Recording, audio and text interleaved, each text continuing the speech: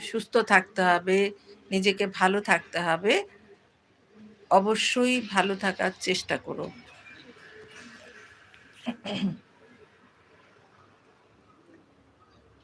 আমরা আমরা আমাদের বিভিন্ন আলাদা, আলাদা ধর্মমত, আমাদের আলাদা, আলাদা বিশ্বাস। পৃথিবীতে আমরা কত রকমের মানুষ আছি।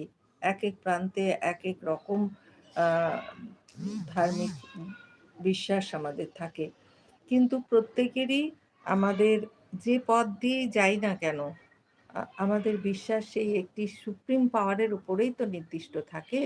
তাই তাকে শ্রদ্ধা করে, ভক্তি করে মানুষকে যদি হেট না করি, মানুষের প্রতি বিদ্বেষ, ঘৃণা আ এবং হিংসা যদি না আমরা মানে কি বলবো লালন-পালন না করতে পারি, তবেই সেই সুপ্রিম পাওয়ার আমার সঙ্গে থাকবে, আমার পাশে থাকবে এবং